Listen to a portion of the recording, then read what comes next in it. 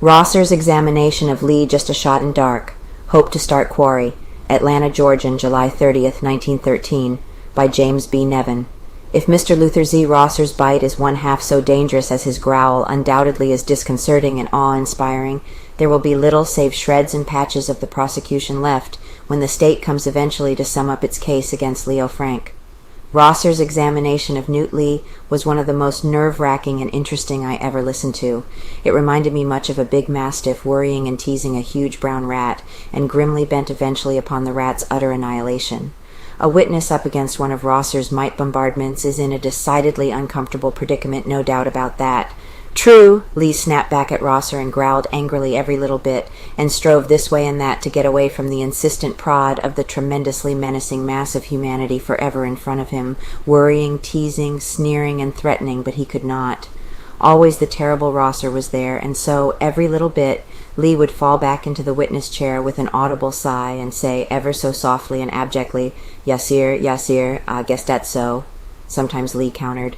Bulldozer Rosser maybe, browbeater perhaps, he still is far and away the most picturesque figure in the trial as it has progressed to date.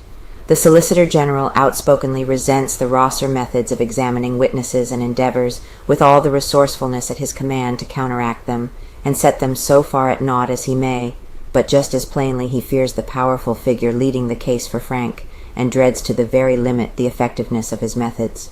It must be remembered that the state is relying largely upon the testimony of two ignorant Negroes for the conviction of Frank. Conley is the state's star witness, and Newt Lee is its second-best bet. Both are densely ignorant, and theoretically at least, more or less easy marks for the Rosser method of examination.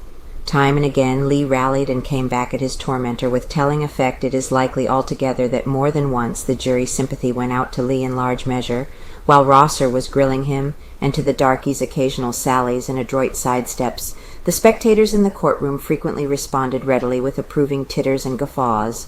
Still more than once Rosser mixed the Negro up somewhat, and we may hear more of that when the adroit Arnold comes to the bar for argument. Rapiers second the clubs. And so it seems to me now that the battle is to divide after this fashion.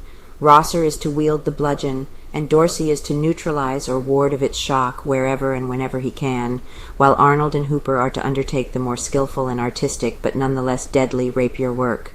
Rosser is to smash and bang things around, and Arnold is to puncture, thrust, and parry. It will be, in those circumstances, full and fair time from small boys and persons of hesitating dispositions to stand from under, but neither Dorsey nor Hooper is made of that variety of human clay. Whom the gods would destroy, they first make mad, of course, and Luther Rosser has scored many a brilliant victory in the past through the simple process of making the other fellow mad. And he can make Dorsey mad too, and does, frequently.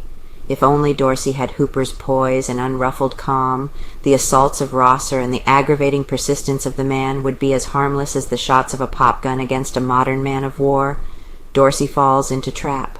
But Dorsey isn't Hooper, and the consequence is that Dorsey gets very angry now and then, which is exactly what Rosser is driving at, and when Dorsey communicates some of his distress of mind and temper to the witness on the stand, the psychological condition Rosser is fighting for has been set up, and if he doesn't make the most of it every time it happens, his hand will have lost its cunning, and he will belie and contradict a lifetime achievement at the bar.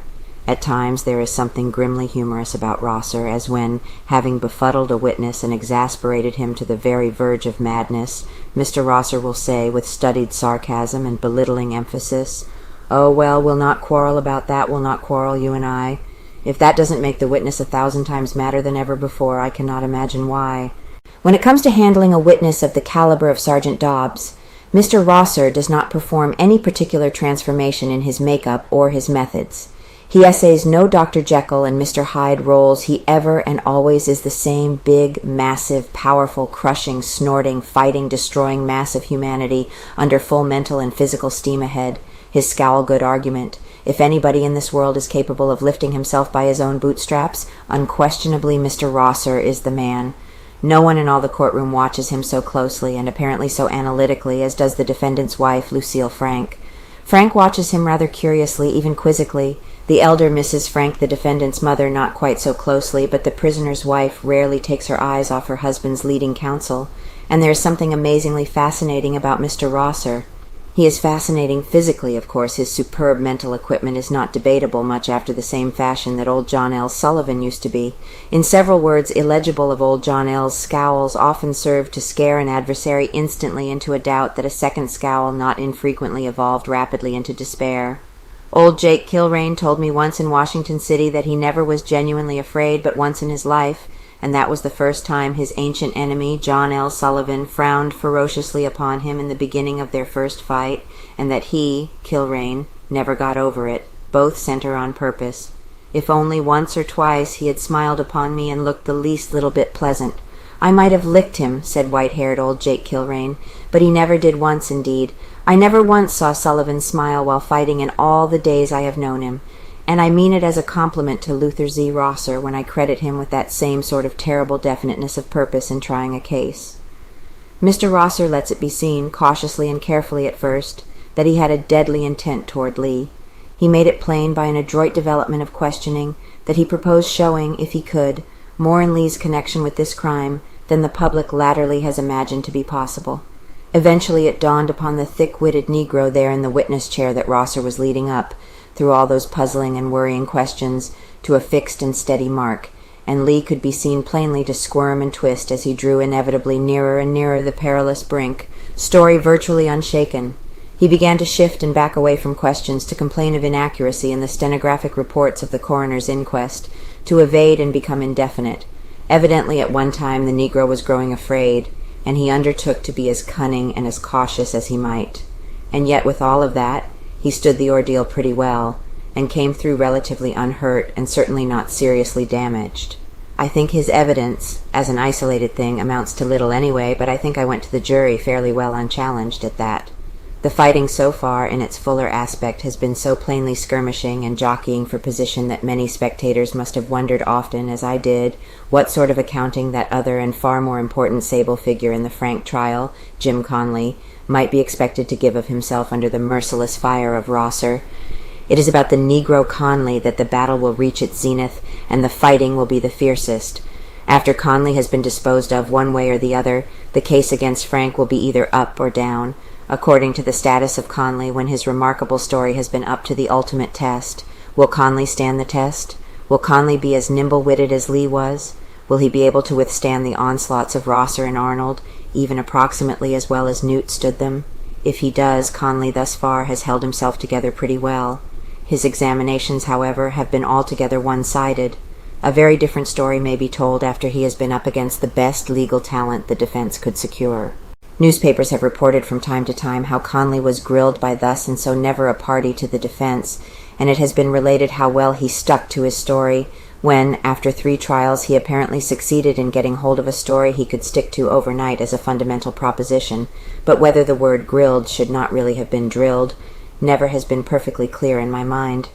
Conley ought to have his story well in hand by now, in any event, and so if it is a true story, neither Mr. Rosser nor Mr. Arnold will succeed in breaking him down.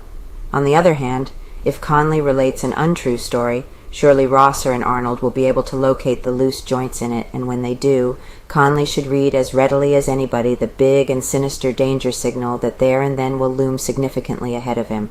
Rosser shoots in dark. As for the examination of Newt Lee by Mr. Rosser, it impressed me often as a mere shooting in the dark, hoping to hit something. To my mind there is nothing much to Lee save, and accepting the one fact that he discovered the dead body of little Mary Fagan in the factory cellar. He is a genuine Negro, with all of a Negro's superstitious antipathy for a dead body. He went into the cellar on a perfectly natural and ordinary mission, and there he discovered the body. Just so soon as he satisfied himself as to what it was, he undoubtedly did as he swore, "Light a rag out of there." Immediately he called the police, as he had been instructed to do by Frank, when he, Lee, first was employed as a night watchman in the factory. That is all he knows about the crime, and it is all Mr. Rosser ever got out of him, and ever will get out of him.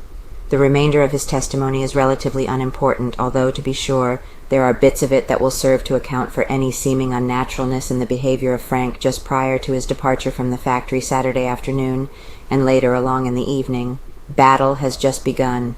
The battle for Leo Frank's life, liberty and honor as a man, the fight to clear his home of the shadow of tragedy forever, has hardly yet begun. The fighting so far has been indecisive, and to neither side has fallen any advantage worth reckoning upon.